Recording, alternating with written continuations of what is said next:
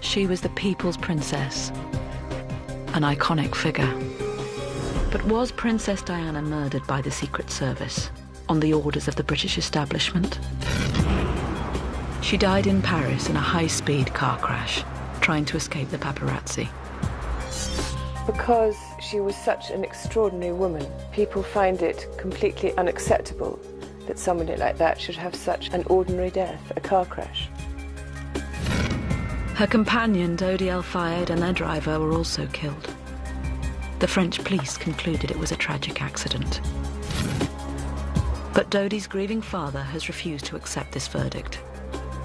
This is the most famous, the most beautiful lady in the world, right? She is the mother of the future king. They've been murdered with my son. Conspiracy theories have gripped the public imagination as a result of doubts raised about the French crash investigation. Were blood samples switched, which showed Diana's driver was drunk? Why has a crucial witness, the driver of a second car involved in the crash, never been identified? How could it take close on 2 hours to get Princess Diana to a hospital just 4 miles away? The more we are left with so many questions unanswered, the more we're left saying, well, there's only one answer to all this, that she was taken out. The former head of the Metropolitan Police has spent nearly 3 years reinvestigating the crash. This is a very intricate investigation. Every single aspect of conspiracy theories and the like will be looked at by my team. This week, he's due to deliver his report. Tonight, we investigate if there was a conspiracy to murder Princess Diana.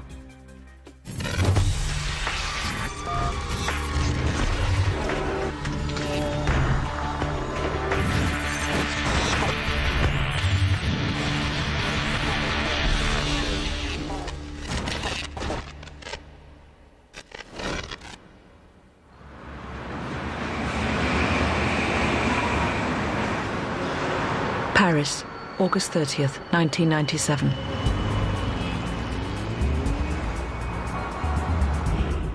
The Ritz Hotel. Princess Diana and Dodi El-Fayed hurry into the hotel owned by Dodi's father. Hounded by the paparazzi, they're forced to abandon plans for a romantic meal at an exclusive restaurant. Dodi decides to take Princess Diana back to his apartment on the Champs-Élysées. Henri Paul, the deputy head of security, is called back to drive the stressed couple. A plan to avoid the paparazzi is hatched. Their usual driver and the backup security vehicle are sent to the front of the Ritz. Princess Diana, Dodi, Henri Paul and bodyguard Trevor Rees-Jones attempt to slip out of the back of the hotel.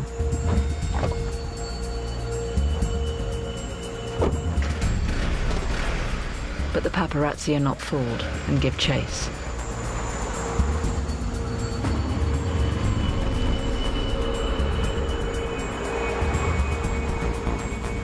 Rather than taking the direct route to Dodi's apartment, the Mercedes tries to outrun the paparazzi. They head for a dual carriageway by the River Seine.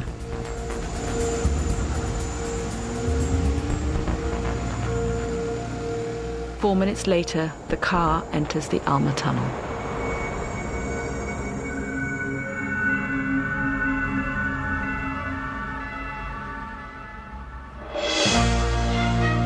Diana, Princess of Wales, has died after a car crash in Paris. The French government announced her death. This is CNN breaking news. In Paris, France tonight, a tragedy. Britain's Princess Diana has been in an automobile accident.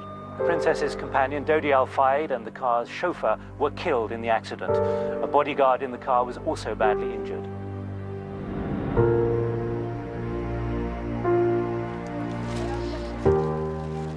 Princess Diana's death was met with an outpouring of public grief.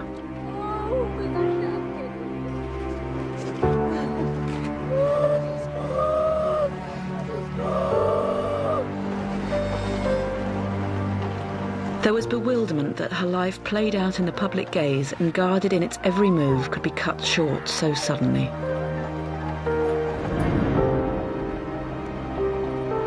Diana was just 36 years old.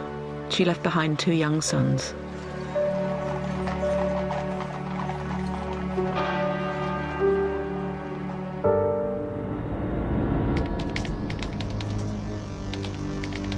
Within hours of the crash, elaborate conspiracy theories started to appear on the internet, suggesting Princess Diana was murdered. Former royal correspondent Noel Botham claims she sensed danger. Diana was fearful of her own death for the last few years of her life. Right up to the moment of the accident, she believed that somebody was out there to get her. And she was right.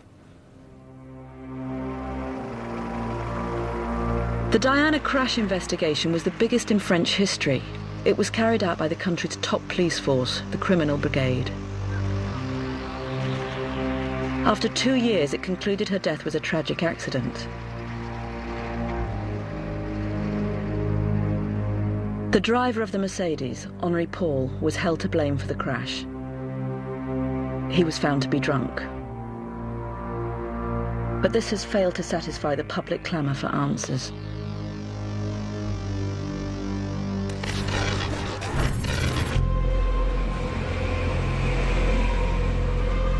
So was Diana's driver, Henri Paul, really drunk at the wheel?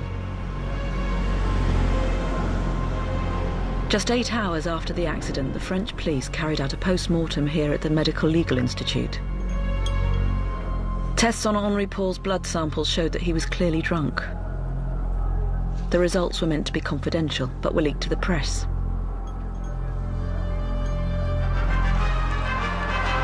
The man driving the Princess of Wales' car was 3 times over the French drink-drive limit. Henri Paul, who also died in the accident, is now at the centre of investigations by French police. Conspiracy theorists believe the leak was designed to close the case as quickly as possible and hide a much more elaborate plot.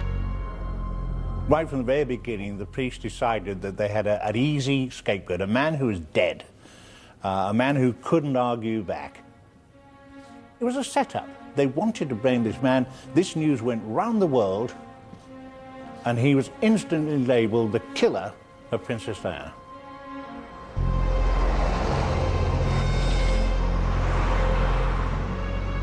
The refusal to accept the official verdict gained momentum. American investigative journalist Gerald Posner suggested the high alcohol reading in Henri Paul's blood could have been wrong. I saw confidential reports from the first autopsy of Henri Paul. It was riddled with errors and omissions. The body itself was left out for several hours before it was refrigerated. Yeast could have grown, affecting the final results of what the blood level, alcohol levels were.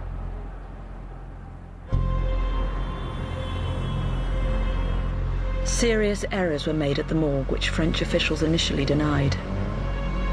Henri Paul's blood samples were not labelled correctly. There was no log or record as to who had access to the samples. Skeptics maintain the blood was tampered with to frame the dead driver. There were certainly mistakes and omissions made, as happens in many autopsies, but by the French hiding that information, they have given grist to the conspiracy theorists who believe that they are hiding evidence of a murder.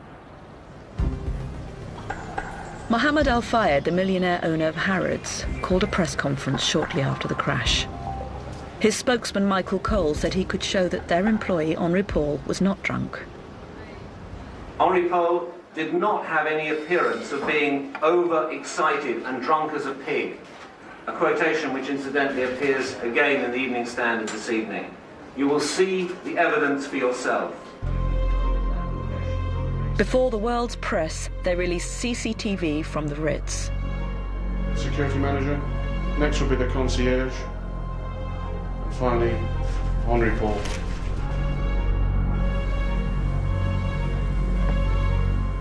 Royal biographer Nicholas Davies finds the CCTV persuasive. There was no suggestion at all in any of the pictures that I've ever seen of the CCTV to suggest that he wasn't stone cold sober. And we have no evidence at all from people saying, yes, I saw him drinking. So we must assume that he wasn't drunk and he wasn't drinking.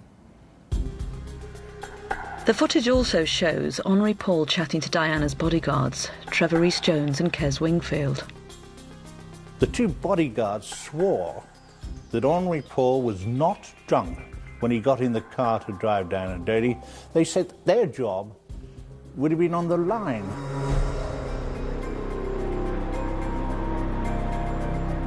Henri Paul returned to the Ritz at 10 p.m. on the night of the crash. He'd been off duty for 3 hours. The French police checked to see if he'd been drinking in the bars close to his home near the hotel. There was no single witness has come forward to say that he was drinking. And we also know that only 3 days before he had had a rigorous pilot's medical examination, and there was no suggestion in that he was a drinker or a drunkard. Henri Paul had been a pilot for over 20 years and had clocked up 600 hours of flying time.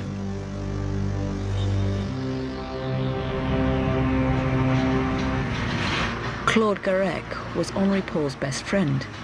He had lunch with Paul on the day he died.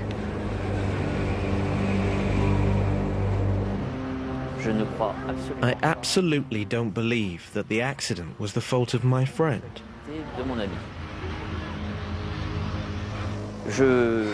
If you can fly a plane at night at 155 miles an hour in the rain, you know what you are doing.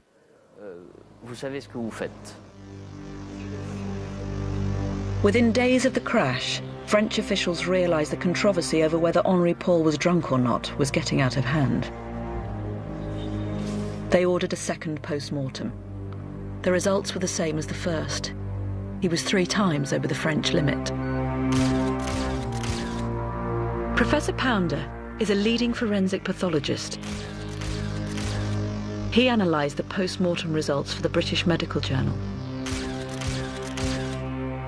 The second post-mortem examination, in terms of the toxicological analysis, was the best one could expect of anyone. It really was a first-class analysis of the presence of drugs or alcohol in the body. They took hair specimens and other tissue specimens, so that as a result of those analyses, we know that the blood alcohol level is reliable. The tests also revealed traces of a drug used to treat alcoholics. The concentrations suggested he'd been taking it for at least 3 months, along with the antidepressant Prozac. What is absolutely clear is that Henri Paul had been drinking heavily, and he was drunk when he was driving that vehicle. Not only that, he was taking a drug, an antidepressant, which he should not be drinking while he was taking that drug.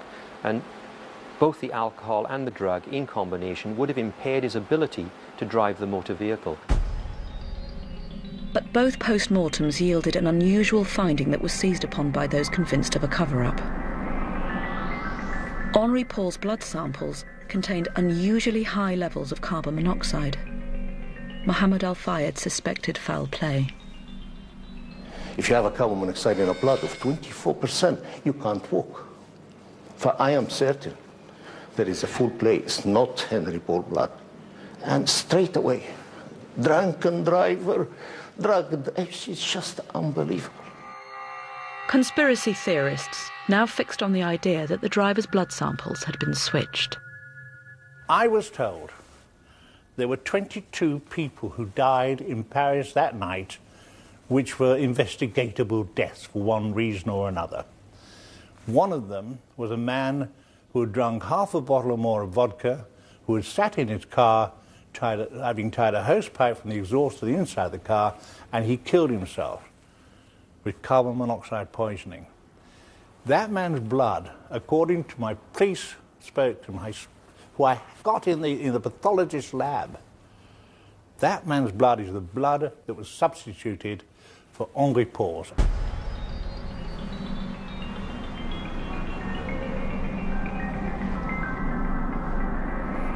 Martine Montet, the head of the French judicial police who investigated the crash, is outraged at the suggestion. These stories of switched test tubes are nonsense. Henri Paul's blood samples have never been switched. She says framing Henri Paul would have required a huge conspiracy, corrupting a whole chain of police and forensic investigators. The people at the criminal brigade, the morgue, and the toxicology laboratories are all highly respected specialists. They've worked on important crime scenes, on terrorist attacks. You think that these people would compromise themselves by switching blood samples? Professor Pounder believes there is an innocent explanation for the high carbon monoxide in Paul's blood. Carbon monoxide, as a result of cigar smoking, can be easily as high as 20%. Once we're aware that Henri Paul was a heavy cigar smoker, we can readily explain the carbon monoxide level, and we need look no further. Recently, French officials took one final step to confound their critics.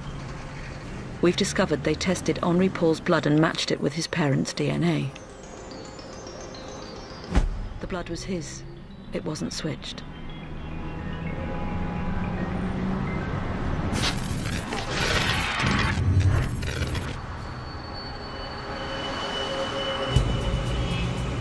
The official investigation maintains the Mercedes car carrying Princess Diana was driving too fast. But skeptics suspect it's another attempt to demonize Henri Paul and hide the real story.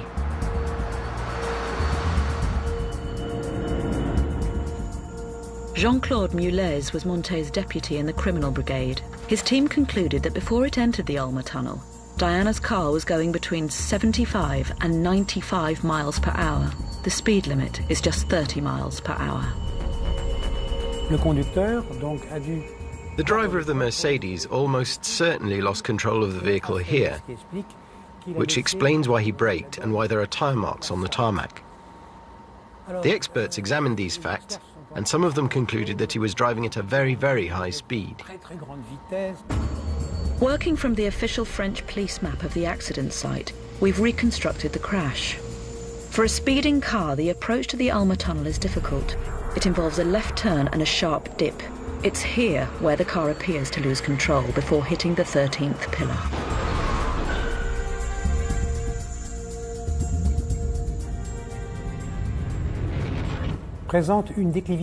The road has a downward slope of 6%. If the slope is taken at high speed, there's a small pull on the steering wheel, which could explain why the driver lost control of the vehicle.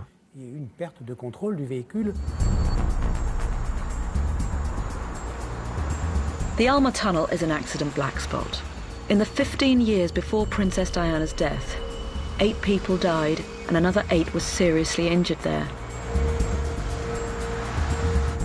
But conspiracists don't accept that the Mercedes was being driven at high speeds and was out of control.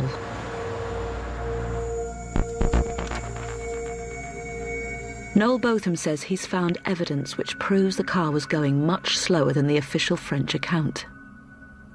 I discovered through a friendly solicitor in Paris who was acting for one of the principals in this investigation. That solicitor got hold of a photograph taken from the CCTV camera at the entrance to the Alma tunnel. It was taken a couple of seconds before Diana died.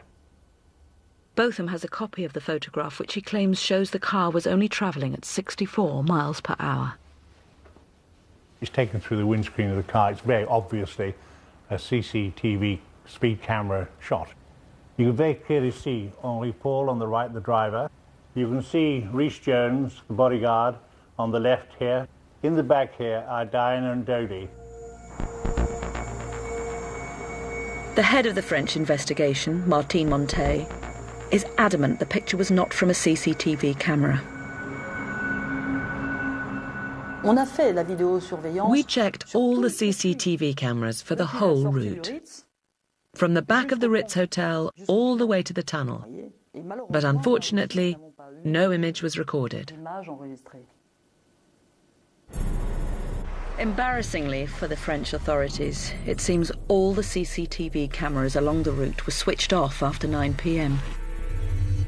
Noel Botham doesn't accept this and claims his picture is proof of a police cover-up. They say that starting from the Ritz, which is next to the Ministry of Defence, that the cameras outside the Ministry of Defence weren't working, none of the cameras in the Place de la Concorde, the Rue de Rivoli, were working, or on this route, or at the entrance of the tunnel.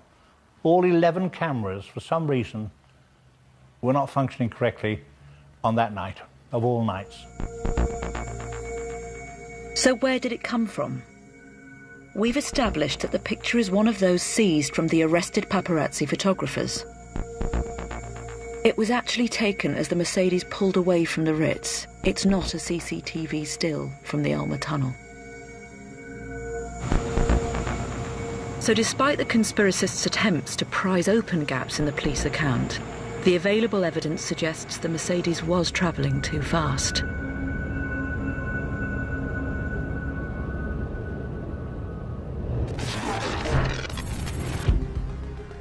The crash investigation has one crucial piece of missing evidence. The conspiracists believe it's proof the fatal crash was engineered, and investigators are hiding the truth. It begins with Commander Mulez, who on the night found evidence that the Mercedes hit another car before it crashed. I found orange, white and red bits of plastic on the ground. They looked like indicator lights from a car. The debris was grouped together. It was fresh. You could assume that it was probably from a collision between the Mercedes and another car. Mulez also found a trail of white paint on the Mercedes. Forensic tests revealed the white paint and broken lights came from a Fiat Uno that had been manufactured between 1983 and 1987. There were 10,000 white Fiat Unos in France that matched that description and were still on the road.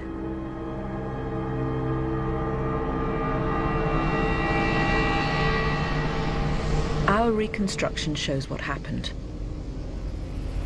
As the Mercedes speeds towards the tunnel, the Uno comes down a slip road.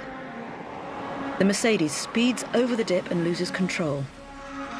It clips the back of a Fiat Uno before crashing. The Uno has never been found, and conspiracy theorists believe it's because the driver was part of the murder plot. This was a vital witness to that accident. If he was an innocent person, he must have known he'd been hit by the Mercedes. He must have seen in his rear mirror the Mercedes hit the pillar, didn't stop, never came forward. Yet a vital witness. This is what determined in my mind this was not an accident.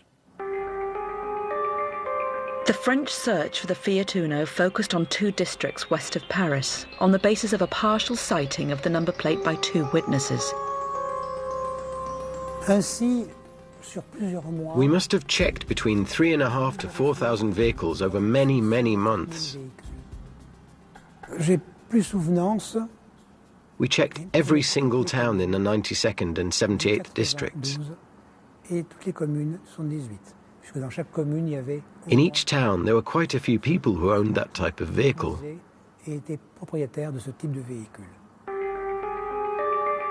3 months after the crash, the French police thought they'd found their man. In the search of the database of white Fiat Unos registered in and around Paris, the police had zeroed in on one car they thought might fit the description, and 3 months after the accident, they detained Lee Van Tan, a 23-year-old at that time Vietnamese. Lee Van Tan was a security guard who owned the right model of Fiat from the right year. It had been repainted from white to red the day after the Alma Tunnel crash. He lived in the right area of Paris and owned a Rottweiler. An eyewitness remembered seeing a large dog in the back of the Uno. The police had plenty to ask Van Tan. We investigated that man. We did forensic tests on his car. We found the white paint underneath the red paint and tested it. Then we looked into this man's whereabouts. We did everything we could, and in the end, we were able to clear him. We contacted Lee Van Tan. He told us he'd provided a witness to show that on the night of the crash, he was working as a security guard on the outskirts of Paris. But the forensic evidence has taken on a life of its own. I've seen some of the confidential reports from the French police that they have not yet released to the public, which, contrary to their own public admissions, says that they did find a match between some of the rubber on the Mercedes and also the paint to Lee Van Tan's Fiat. It actually matched the exact brand of the paint. The French police have closed the case on Lee Van Tan and scores of other Fiat owners. They've abandoned the hunt for the missing driver, leaving the conspiracists to develop their own explanation. They did not wish to find who was driving the Fiat Uno because it could have led to, how can I put it, complications with determining whether she had been killed or whether it was an accident. It's likely the British inquiry will find the absence of this crucial eyewitness a significant flaw in the French investigation, but reject the conspiracists' claim that the French police pulled their punches.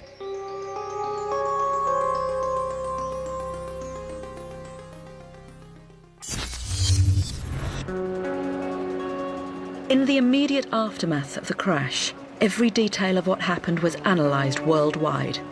American conspiracy theorists started to question the medical treatment Princess Diana received that night, and this began to shape their TV coverage. For some as yet unexplained reason, it took 1 hour and 43 minutes from the time of the crash to deliver Diana to a hospital that was only 3.8 miles away. Skeptics believe that when the car crash failed to kill Princess Diana outright, her treatment was deliberately delayed to ensure her death. The French ambulance service was on the scene 6 minutes after the crash. But skeptics point out that it was over 50 minutes before Diana began her journey to hospital. Dr. André Leonhard reviewed the emergency service's response for the French investigation. This is his first interview. Great efforts were made to safely remove the people from the wreckage of the car. Princess Diana, in particular, had to be placed on a stretcher to remove her from the car. While she was being removed, she suffered a brief cardiac arrest, so we needed time to stabilize her. Witnesses were astonished to see the ambulance travelling at little over walking speed.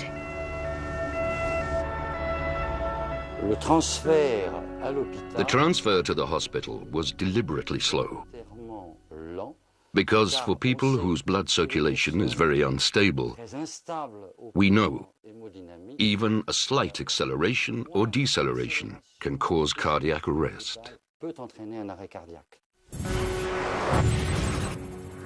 Princess Diana was transferred to the Pitié-Salpêtrière hospital, ignoring 5 other hospitals that were closer.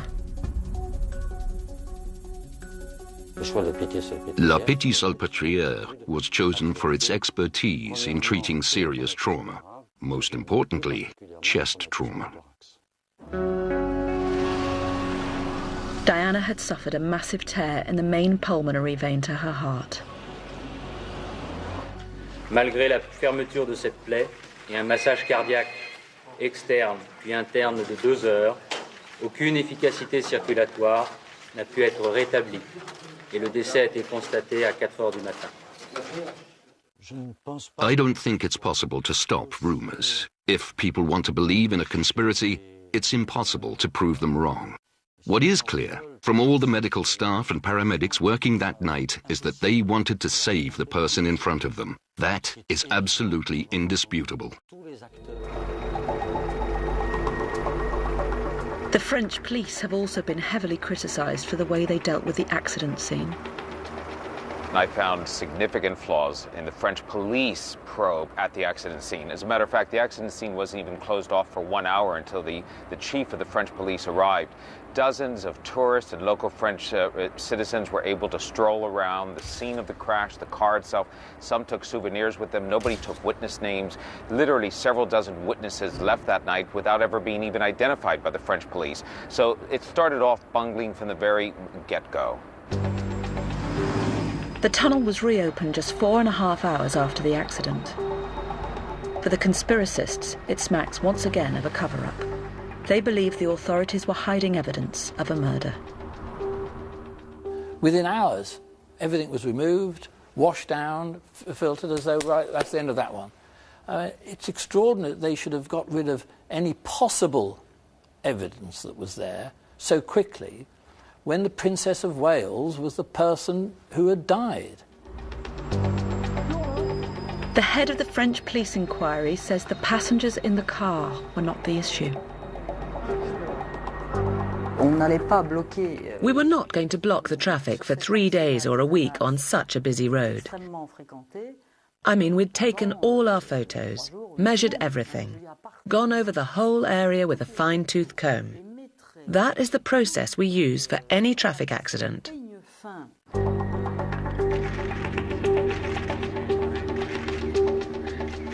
Whatever the skeptics' claims of police failures and cover-ups that night, one simple fact remains hard to deal with.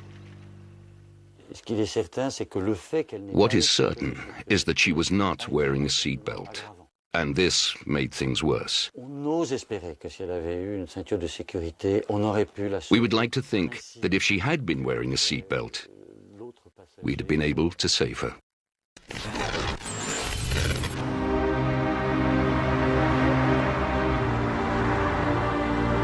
It's now nearly 10 years since Princess Diana died.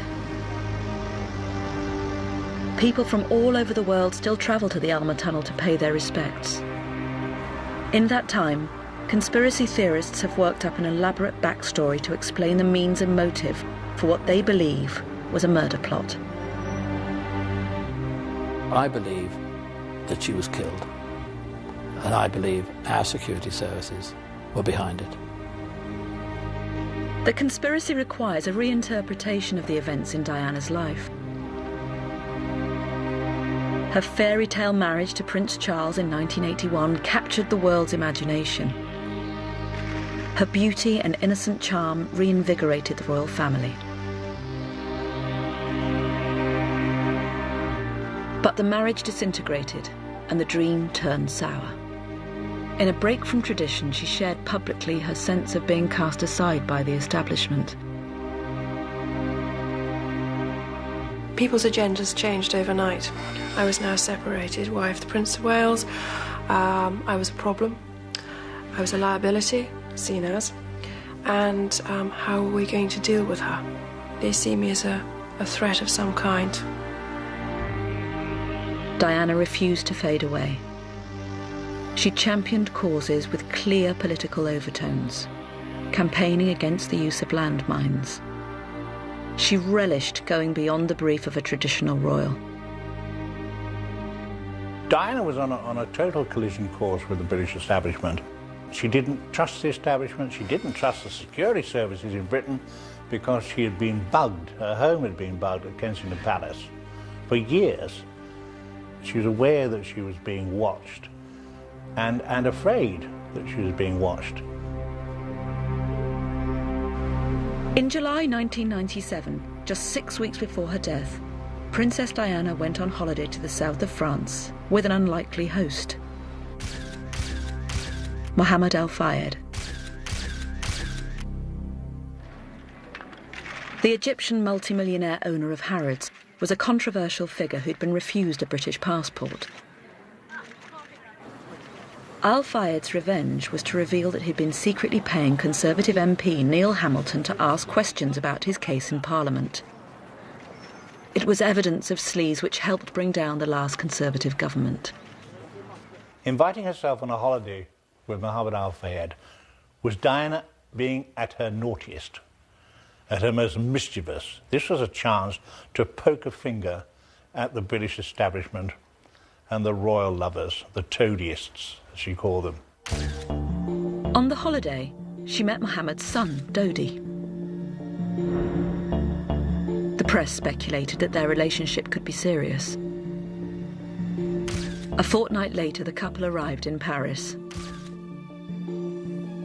Dodi left the Ritz to pick up a ring that he'd ordered for Diana from this jewellery shop. 6 hours later, the couple were both dead. 5 days after the crash, Al Fayed's press spokesman, Michael Cole, attached no significance to the ring. What that ring meant, we shall probably never know. And if the planet lasts for another 1,000 years, I'm quite sure that people will continue to speculate about its significance. But 8 months later, Mohammed Al Fayed claimed the couple told him on the day they died the ring held a very special significance. They called me, say what's happening, and then we're having dinner, and after that going back to the apartment. And we're coming back on Sunday, and on Monday they already declared their engagements. Did Dodi tell you that? Did Diana tell you that? Dodi told me that, and Diana told me that on Saturday evening at 10 o'clock in the hotel. The possibility of Diana marrying Dodi Fayed challenged every single idea of the British monarchy, or every traditional idea of the British monarchy. But was marriage to Dodi on the cards? Princess Diana's close friend, Rosa Monckton, was on holiday with her 3 weeks before she died. She talked about him, and in my view, it was very much a fling that, you know, most of us have in our teens, but she didn't, because she was engaged when she was 19. She was happy at the time. Yes, she was. I mean, I couldn't and wouldn't deny that, but it's not something that would have lasted. She did say that he'd given her a lot of presents, almost too many presents, and she said, I know there's a ring, he's told me there's a ring, and she said, it's going very firmly, Rosa, on my right hand. So no, she wasn't contemplating marriage with him. But equally, Mohammed Al Fayed will never be persuaded to abandon the word of his own son. He believes not only that the marriage was a serious proposition, but also that it provided the motive for the British establishment to commit murder. Prince Philip will never have allowed my son, as an Egyptian, naturally tan, will be the stepfather of Prince William and the future king.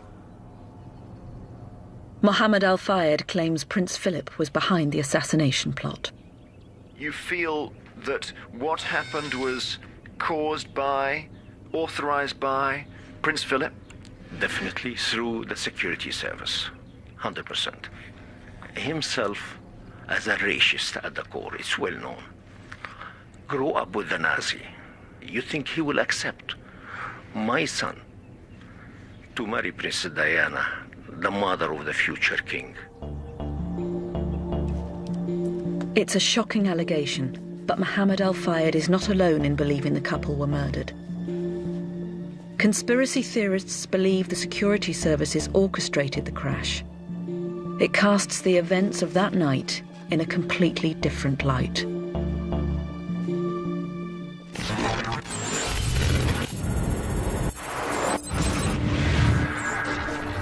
The most direct route from the Ritz Hotel to Dodi's apartment was along the Champs-Élysées.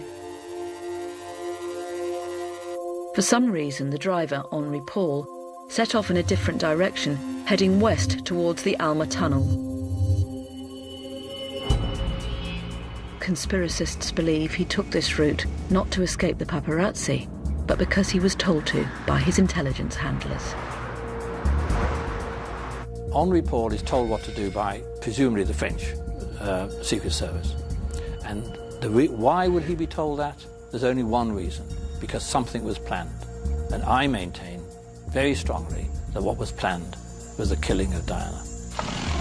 It's accepted that Henri Paul, as deputy head of security at the Ritz, came into contact with a number of security services, but conspiracists go much further. Henri Paul was in the pay of British intelligence, particularly MI6. He was in the pay of the Paris Police and Paris Special Branch.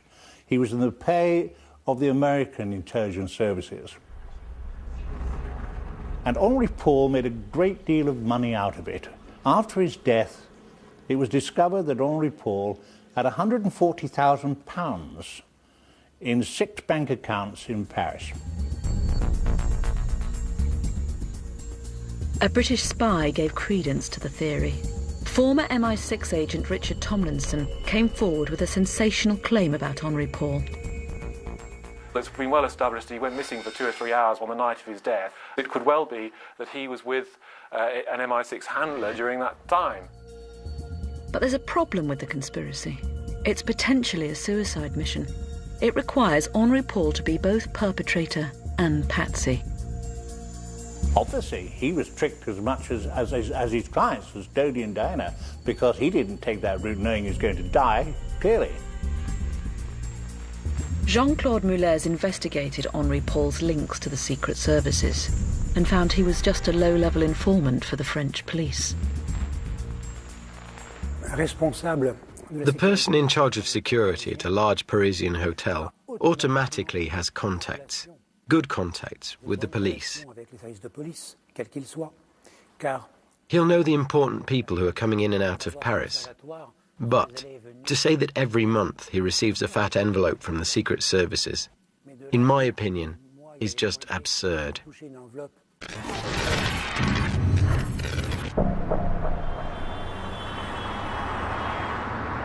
Soon after the accident, a witness came forward who claimed to be driving through the tunnel on the night. Francois Levistre's story neatly fitted the conspiracy of Secret Service involvement in the crash.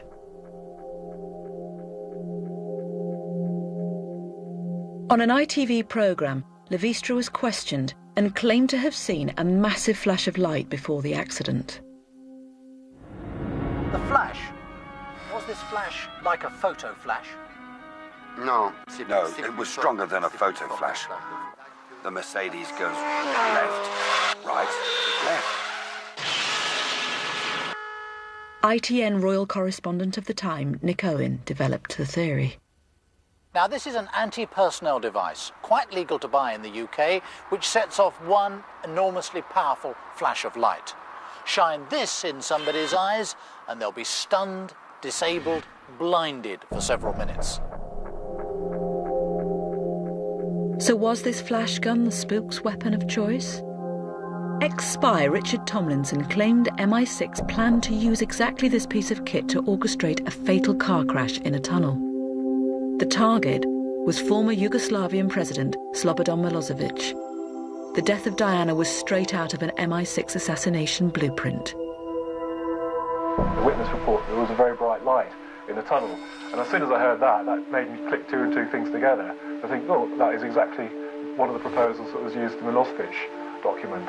And the combination of the bright light and the tunnel made me think straight away, well, maybe it wasn't an accident.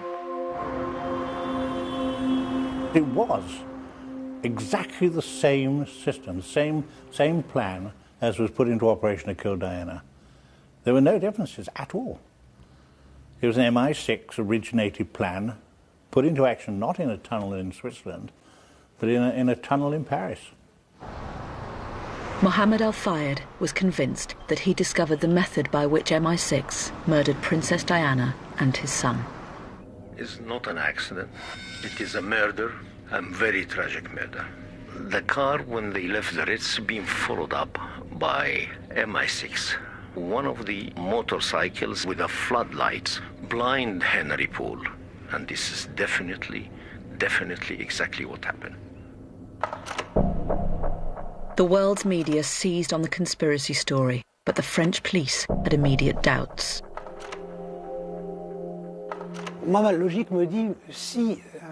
If there had been a flash, it would have blinded not only the driver of the Mercedes, but the driver in the Fiat Uno and the paparazzi too. Everybody would have crashed into each other at the same time. It doesn't make sense.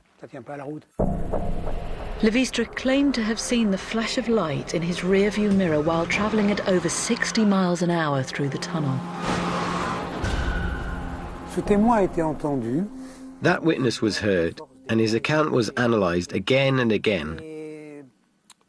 The conclusion was that he was not a reliable witness.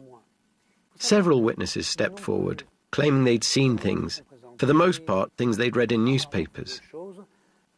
You can't stop people from seeking the limelight and trying to make money out of it. No other witness supported Francois Levistre's claim to have seen a massive flash of light before the crash. And Levistre had a dubious background.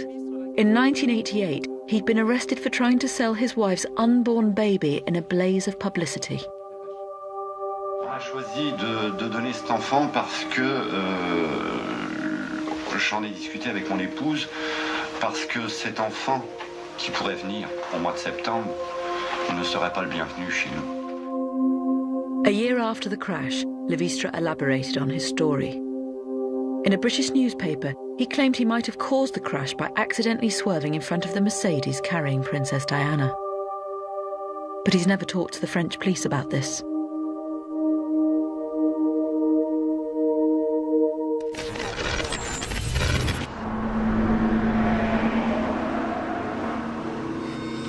The overarching conspiracy that links the security services to the fatal crash comes with a far more sinister explanation for the Fiat Uno, the car that was hit from behind by the Mercedes shortly before it crashed.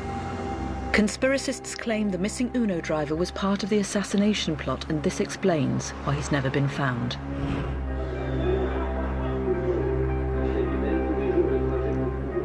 Six months after the crash, private detectives working for Mohammed El Fayed came up with a possible driver, James Anderson.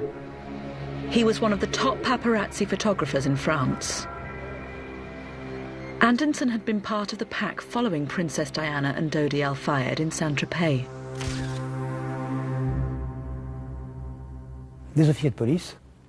Police officers from my team and forensic experts were sent to examine the car. They found the Fiat Uno up on blocks, with no wheels. It hadn't been used for months and months and months and months. Journalist Tony Comiti had known Anderson for over 20 years. He made a documentary about him and filmed him in his white Uno. The car couldn't get in second gear. It had 235,000 miles on the clock, no indicators and no brakes. James lived 175 miles from Paris. The car was in such bad condition, he would have had to put it on a train to get it there.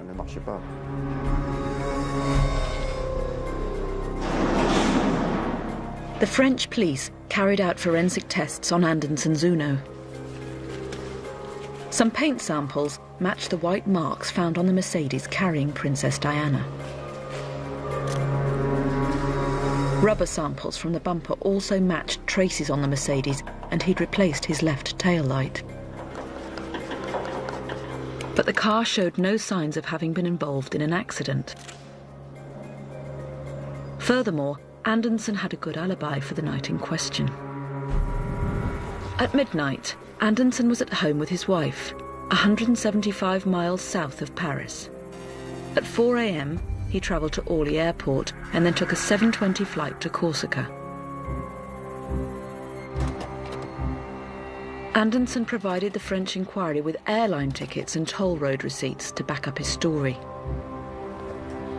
But sceptics argue Anderson's alibi could have been faked by the secret services. I am personally convinced, as are many people, that Anderson was driving the Fiat Uno, his Fiat Uno, that night in the Alma Tunnel. It was he who swerved in front of the Mercedes and set in motion the situation that ended in Diana's death. Botham says Anderson was there to force the Mercedes to crash. He claims Anderson had links with the British Secret Services and he'd been involved in other assassination plots. James Anderson was being investigated actively by French Special Branch, who I spoke to. He had this strange habit of being present when people either committed suicide or were murdered. He was with them, probably the last person to see them or photograph them. The French eliminated Anderson from their inquiry.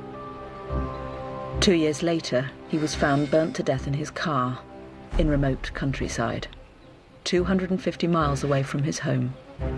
Skeptics claimed he'd been silenced. He started to boast that he'd been there the night Diana died, that he knew things other people didn't know, and that he could tell a real story if he wanted to. I think those reports got out to the wrong people.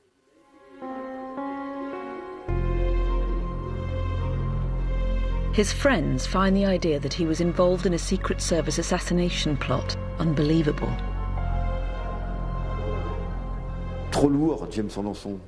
He was too fat, James Anderson, to work for the Secret Services.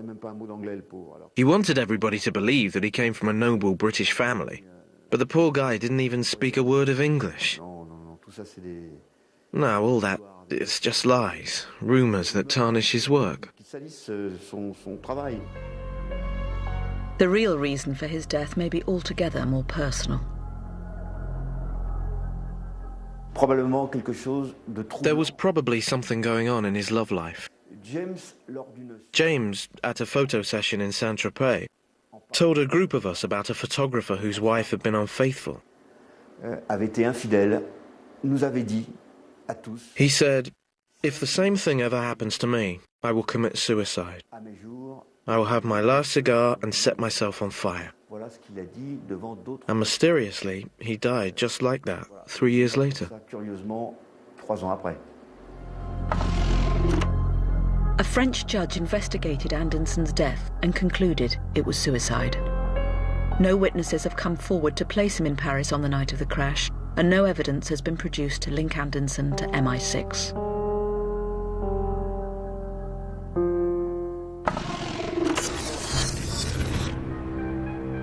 The conspiracy theorists have one final card to play.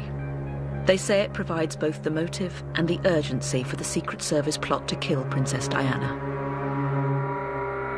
It all hinges on a conversation Mohammed Al-Fayed says he had with Princess Diana on the night of the crash. She was pregnant, and I knew that. Yeah. How did you know that? She told me on the phone. She told you on the phone? Yeah. The world's press needed no encouragement to start this conspiracy rolling. They searched back through their archive and found this picture of Diana in Saint-Tropez. Was this a tight swimsuit or evidence of pregnancy? French medical services made no checks to see if Diana was pregnant when she died. The injuries that Princess Diana sustained meant that the question of whether or not she was pregnant never arose. As a result, there were no blood tests to check for pregnancy. But André Leonhardt has seen copies of the post-mortem carried out on Princess Diana in England 24 hours after the crash and after her body had been embalmed. The autopsy showed that she was not pregnant. The embalming was requested by her family to make her more presentable, because some time would pass between her leaving Paris and her funeral in Britain.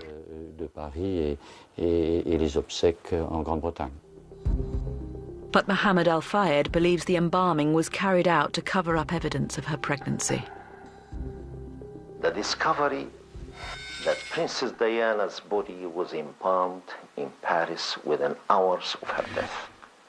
What reason can there be other than it was part of cover-up to prevent proper forensic test in the UK?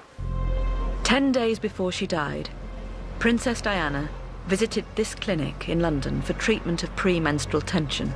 Checks carried out by her consultant, Dr. Lily Hua, confirmed that Diana was not pregnant. Diana's close friend, Rosa Monckton, says having to constantly face these very personal claims causes real upset to Princes William and Harry. And there's no elegant way of saying this, and I wish I didn't have to, but she could not have been pregnant when she was with me on the boat in Greece, which was between the 15th and the 20th of August. She had her period. So there's no way she could have been pregnant by the 30th of August. But the conspiracists remain defiant. The theory changes shape. finding its way around even the most awkward evidence. Ultimately, it becomes a leap of faith. What people don't realise is it does not matter if Diana was pregnant or not.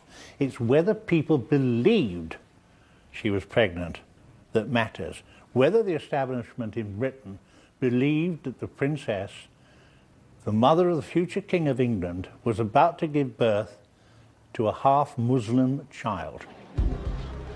As conspiracy piles on conspiracy, is there any evidence to support Mohammed Al Fayed's claims of a secret service plot to kill Princess Diana? The only problem with Mohammed Fayed's theory of the royal family and MI6 being behind the murder of Princess Diana is that it doesn't have a shred of credible evidence to support it. It's a wonderful tale. It would make a great novel, but it's just not the truth.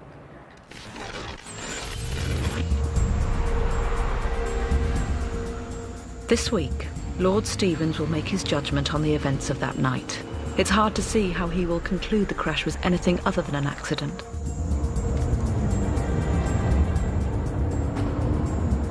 The driver of the Mercedes, Henri Paul, was drunk at the wheel, with a potent mix of alcohol and drugs in his system, and driving too fast for the road.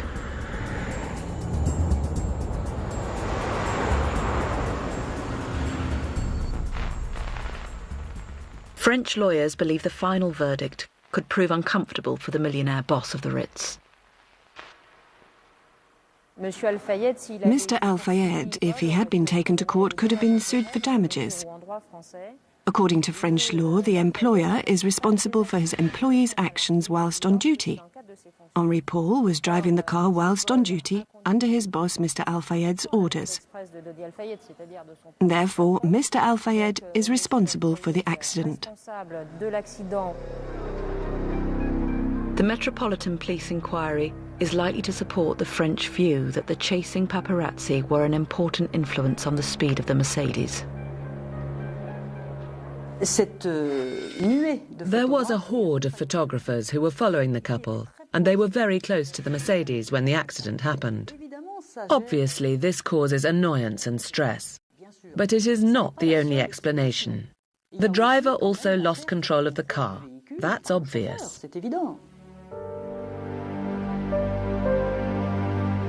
Those who are close to Princess Diana don't want the speculation and controversy surrounding her death to be the defining feature of her life.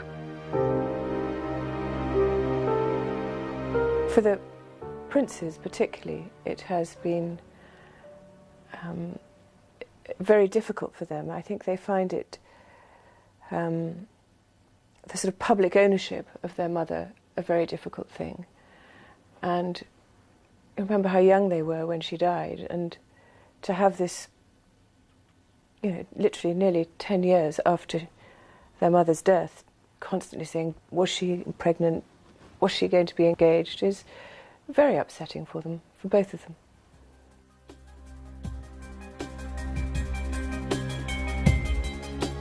If you want to find out more about this programme and others in the Conspiracy Files series, which continues in the new year on BBC Two, log on to our website, bbc.co.uk/conspiracy files.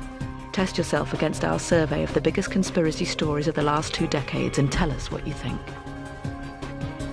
So what do you think? Joe Griffith takes your calls on the Diana Conspiracy on 5 Live now. Call 0500 909 693.